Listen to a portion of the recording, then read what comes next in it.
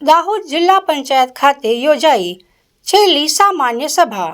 દાહોદ જિલ્લાના રાજકારણમાં અત્યારે ગરમાવો જોવા મળી રહ્યો છે, કારણ કે વર્તમાન ચૂંટાયેલી પાંખની સફર હવે તેના છેલ્લા મુકામ પર પહોંચી છે.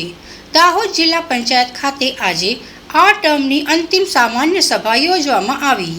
મિત્રો, આગામી 16 માર્ચના રોજ આ પાંખનો કાર્યકાળ પૂરો થવા જઈ રહ્યો છે. ચૂંટણીનું કાઉન્ટડાઉન શરૂ થઈ ચૂક્યું છે અને વહીવટદારની નિમણૂક પહેલાની આ છેલ્લી બેઠકમાં વિકાસના કામોનો જાણે ધોધ વછૂટ્યો હતો, જેમાં કુલ 26 જેટલા મહત્વના મુદ્દાઓ ટેબલ પર મૂકવામાં આવ્યા અને તમામ ઠરાવો અને દરખાસ્તોને કોઈ પણ વિરોધ વગર સર્વાનુમતે મંજૂરીની મહોર મારી દેવામાં આવી છે.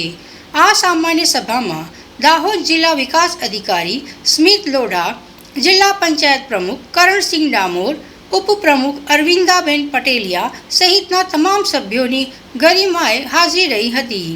આ સામાન્ય સભામાં માત્ર કામોની ચર્ચા ન હતી, પણ એક ભરોસો હતો.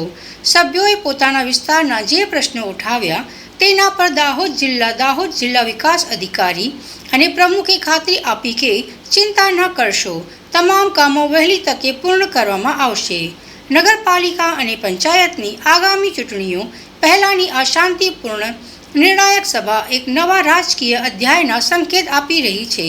હવે જોવાનું એ રહેશે કે 16 માર્ચ પછી જ્યારે વહીવટદાર શાસન આવશે ત્યારે દાહોદના વિકાસની આ ગતિ કેવી રહે છે અને આવનારી ચૂંટણીમાં જનતા કોના પર કળશ ઢોળે છે, કારણ કે આ વખતના નવા સીમાંકનના કારણે કેટલાક જૂના જોગિયાને તેમની મહત્વની બેઠકો પણ છોડવી પડશે. દાહોદ જિલ્લા પંચાયતની સામાન્ય સભા યોજવામાં આવી. માન્ય જિલ્લા પંચાયત પ્રમુખ શ્રી પર્વતસિંહ ડામોર સાહેબના અધ્યક્ષતામાં સામાન્ય સભામાં ઘણા વિષયોની ચર્ચા થઈ. અધ્યક્ષસ્થાનેથી પણ પ્રમુખ સાહેબે અમુક વિકાસલક્ષી કામોની ચર્ચા કરી. ગ્રામ પંચાયતના વિભાજનની ચર્ચા થઈ. એના સિવાય મનરેગા, જે હવે જીરામજી યોજના છે 2026-27, એનું લેબર બજેટ પણ મંજૂર કરવામાં આવ્યું અને એના સાથે સાથે અમુક જે વિકાસના કામો છે એની ગતિ વધારવા માટેની ચર્ચા થઈ અને